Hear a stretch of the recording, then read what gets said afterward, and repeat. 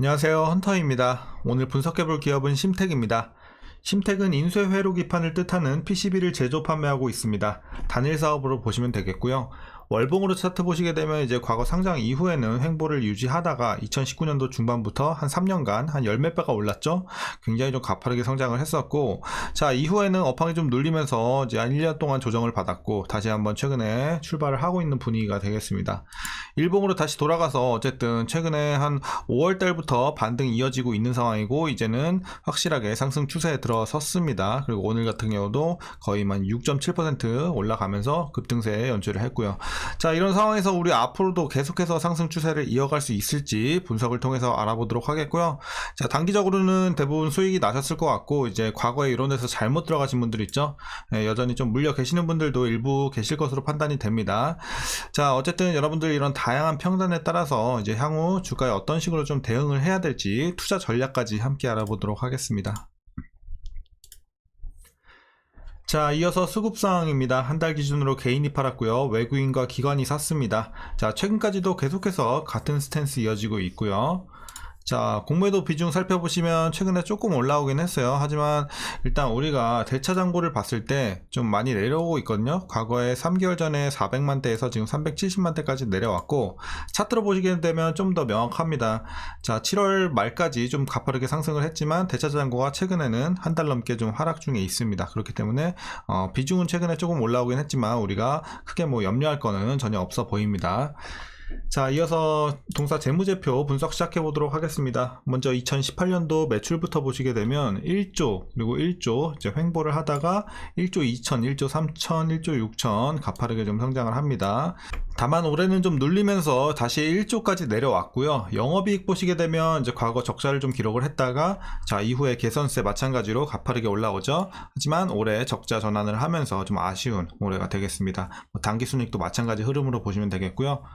자, 다만 우리가 너무 걱정할 건 없는 게, 일단 이런 것들은 이미 이전에 주가에 다 반영이 된 상태고, 분기별로 봤을 때 보시면 자 1분기 적자, 그리고 2분기 이제 적자가 이제 유지가 되긴 하지만 일단 적자폭이 줄어들고 있죠. 그러니까 개선세가 이어지고 있어요. 그래서 1분기를 저점으로 해서 계속해서 개선이 되고 있고, 3분기부터는 흑자 전환을 한다. 그리고 가파르게 다시 한번 좀 올라줄 수 있는 분위기가 연출이 될 것으로 보여지고 있기 때문에 이제 더 이상 우리가 뭐 실적 관련해서는 이런 것들, 안 좋은 것들은 다 반영이 됐고 이제 올라갈 일만 남았다, 이렇게 보시면 되겠습니다. 그래서 최근에 주가가 이제 선반영을 하고 있는 부분이 되겠고요. 자, 이어서 부채 비율 살펴보도록 하겠습니다. 280, 420, 170, 120, 100, 100. 어쨌든 과거엔 좀 레벨 자체가 높았어요. 하지만 꾸준하게 우하향하고 있다는 점 굉장히 좋아 보입니다. 이제 100 초반까지 내려오면서 안정적인 부채 비율 보유하고 있고요. 자, 이어서 ROE 보시게 되면 과거는 뭐 굉장히 좋지 못했습니다. 하지만 이제 3년 전부터 25, 35, 49 이런 식으로 굉장히 크게 올라갔습니다. 그래서 수익성 자체는 상당히 좋았죠. 그리고 이제 올해는 좀 실적이 적자로 전환을 하면서 아쉽게도 다시 한번 마이너스를 기록을 했습니다.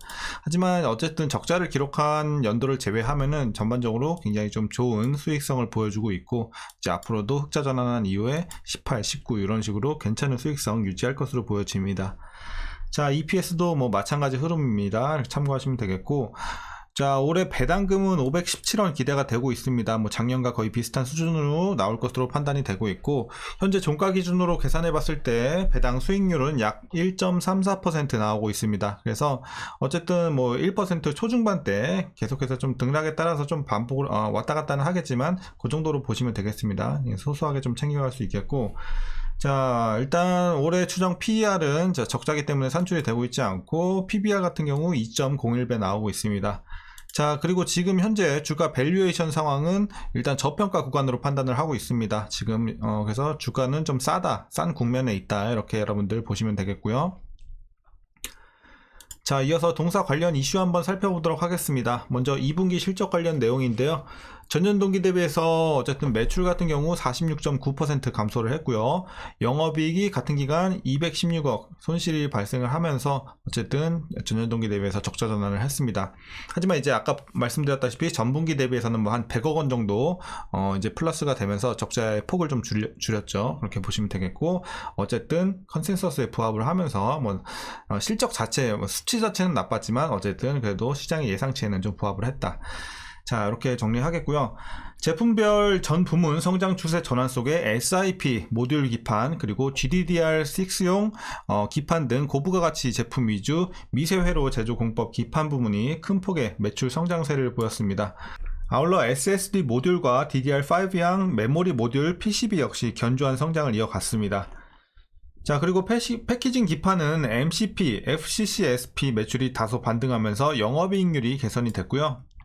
3분기에는 영업이익이 39억 원으로 흑자 전환할 것으로 전망이 되고 있는 이제 좋은 이제 흑전의 상황이 되고 있습니다. 그래서 4분기부터는 시스템 IC양 고부가 가치 제품 매출 확대에 따라서 본격적인 이익 확대 구간에 진입할 것으로 전망이 되고 있고요. 그래서 우리가 하반기에는 좀 기대를 해보자 이런 내용입니다. 자, 그리고 왜 하반기가 또 기대가 되고 있냐? 자, 가파르게 좀 반등하고 있는 수주 때문입니다. 그래서 심택의 월별 수주 금액을 보시게 되면 지난해 1억 달러가 고점이었는데 이후에 이제 동향을 보시게 되면 12월에는 4천만 달러까지 하락을 했는데 상반기에 점진적으로 반등하기 시작해서 7월에는 7천만 달러를 상회했습니다. 그래서 굉장히 좀 좋은 흐름 보여주고 있고요.